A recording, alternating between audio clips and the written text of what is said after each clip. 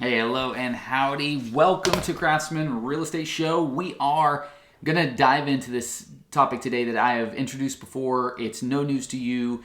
Oklahoma City is no different than every other metro in the U.S. right now. It's on fire, and we're going to dive into some statistics that I've been stewing on today and getting some numerical background to that. And it is official. We got a huge inventory squeeze.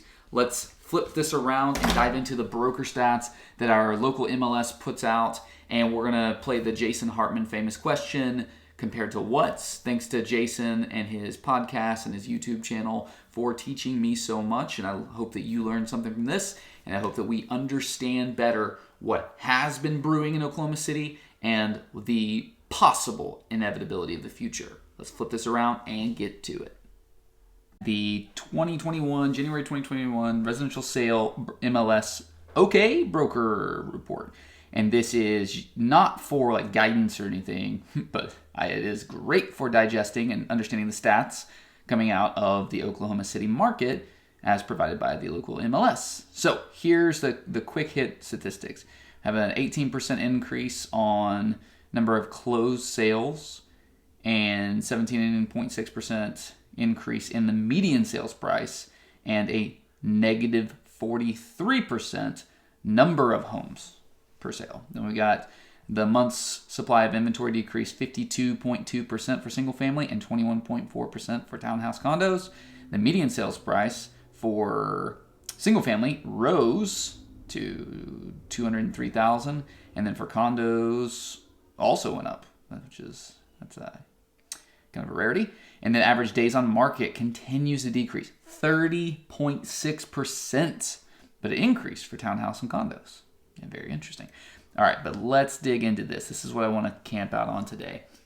So we're going to look at this column. January 2021 says we had a total closed volume of 1,757, total closed dollar volume of 421 million, leading to an average price of $240,000 with an average days on market of 36 and 2,501 listings. So that leads to, or that is also factoring in a average 98% purchase price to selling price ratio. So there's a 2% difference on average between what something lists at and what it ends up closing at. So let's compare that directly to this column right here, the third column, January 2020. So a year ago today, the total closed volume was down from what it is right now. It's 1441, but look at this dollar volume. Look at that dollar volume difference. From 421 million right now, or last month, to 285 million. So not surprisingly, that leads to a lower average price. And then correlated, a 3% difference between list price and sales price. 50 days on market, but check this out. Check that out. 5,424 listings produced 1,441 closings for a total sales volume of 285 million.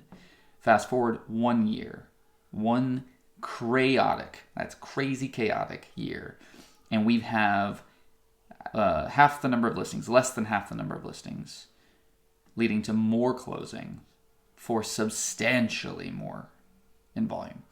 So if you're familiar with the recent history, January 2020 to January 2021 was a chaotic year, to say it lightly. But what was not variable is the amazing interest rates. The amazing interest rates and you can call it clenched housing economy. Like clenched, not knowing what the future is, afraid to move in some ways, but gosh, you just can't say no to these amazing, lower than the rate of inflation interest rates. So people are moving, people are taking advantage, investors are investing, and people want to right-size their home. They want to get that lifestyle aspect in case, God forbid, we end up quarantined for another half year. We'd like to have a bigger yard or a better guest suite or whatever.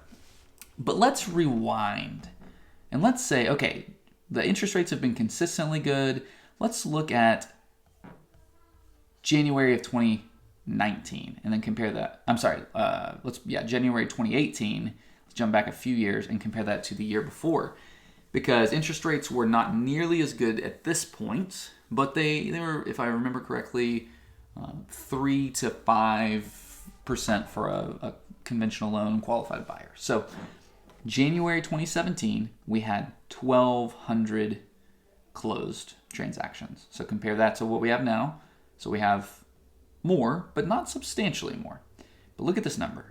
January 2017, we have 7,400 listings compared to 2,500 this year. 7,400. Fast forward a year, we have 7,000. So not a substantial difference. 97% list price, close price to list price ratio. These days on market, and this is what typified the Oklahoma City winter market until about the end or the midpoint of 2018. Winters are slow, longer days on market.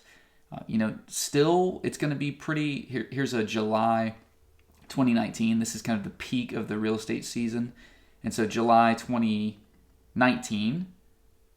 And then trending onwards, June and July, you start to see that delta between the close price and the list price start to tighten. You start to see these days on market fall. You've got about a 30% of the inventory is being consumed, which would lead to, I think, like a 3-month supply of inventory.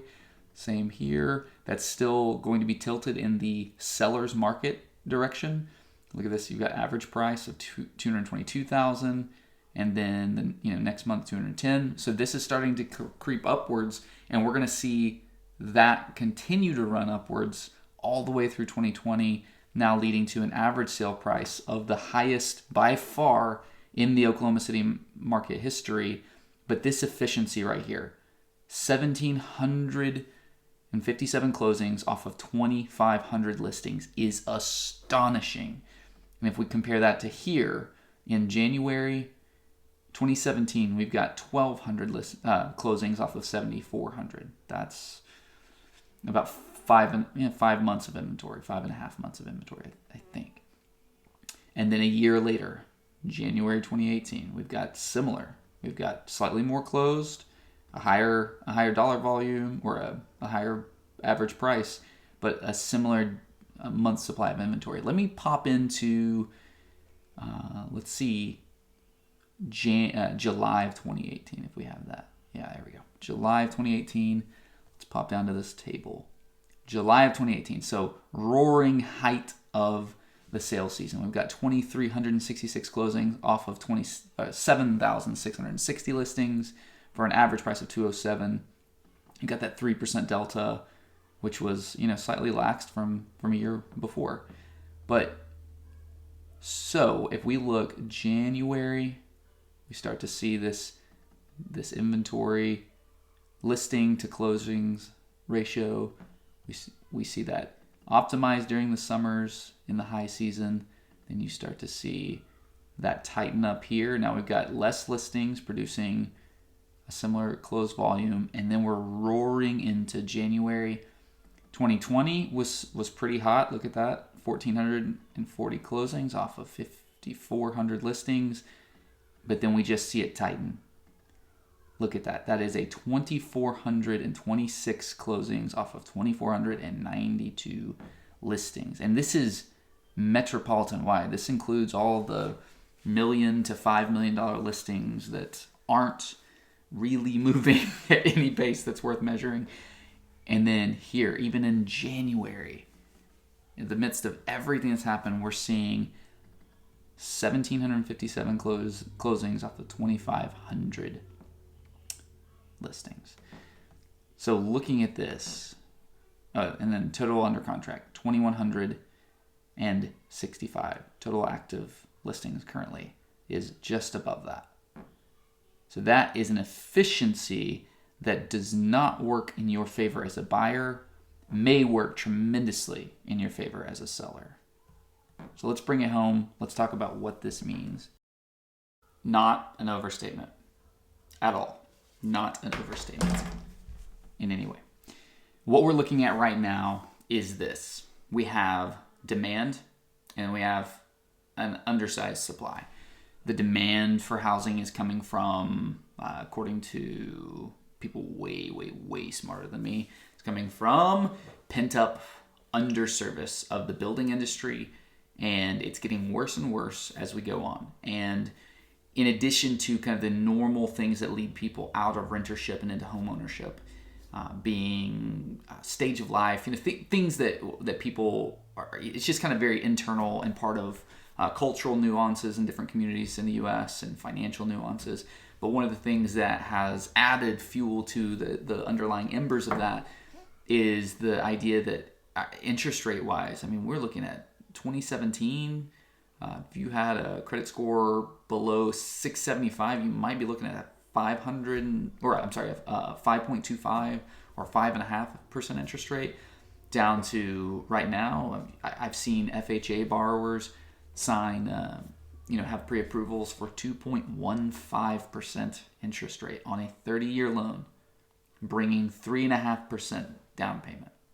Those numbers are so skewed in the corner or in the direction of homeownership that it is pushing people who are doing this calculus and saying, well, I could rent, but look at this advantage of buying.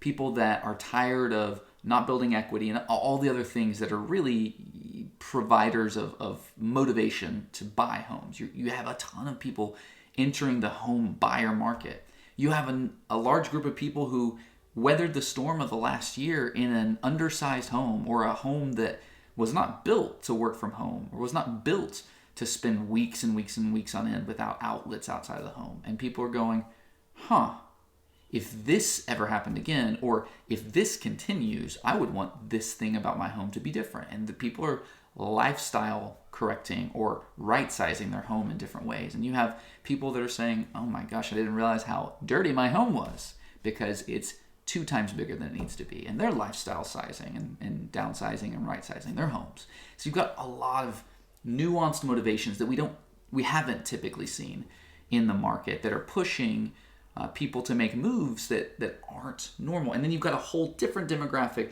that would have otherwise been qualified, but due to COVID and post-COVID fallout of our economy, which we can only expect to get worse, or we've got other problems, those things are making a whole different demographic unqualified to purchase. And so you've got these cross currents that are going on. So the thing that jumps off the page at me is this.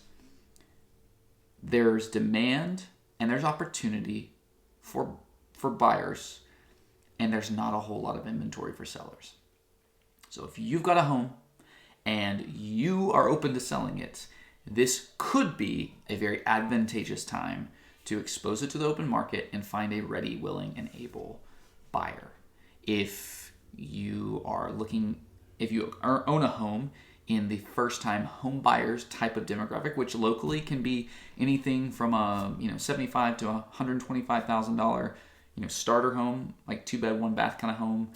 In the urban core, it could be all the way up to a $275,000 house up in Edmond. Just it's very local specific. But if your home kind of targets or appeals to that demographic, then some of the stuff coming down the pike in the government, like the first-time home buyer incentives that would involve something like a tax credit that you might be able to use at closing in some way, things like that could have a very interesting hyperinflational effect. If you look at what's happening right now, you see those average prices jumping substantially over anything in the history of Oklahoma, but even substantially over a year ago today, 6 months ago today.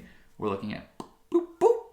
So if you've got a home and you want to sell it, it can be a great time to do that. If you need to turn around and rebuy within the same buyer class, like if you're selling a first-time home and you're buying a first-time home, it might not work out very well. If you're selling a first-time home buyer type of home and you're going to buy into a different price point that has slower movement, if you're thinking about selling a home that's in the $300,000 range and have the bandwidth to buy a home in the $1 million range, there are abundant opportunities in that price point.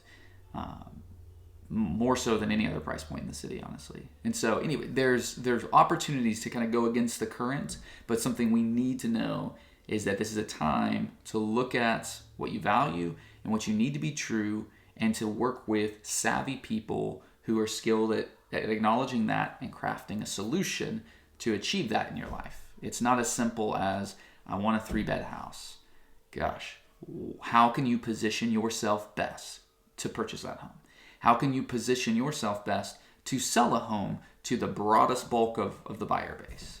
Like, those are the things you need to be addressing when you're thinking about selling or thinking about buying, and those are the things that we would love to help you craft an approach on. All right, thanks for tuning in. Thanks for letting us journey together in the real estate process. If there's any opportunity for us to serve you, get in touch, send us a text or an email, or comment on this, and we'll get started.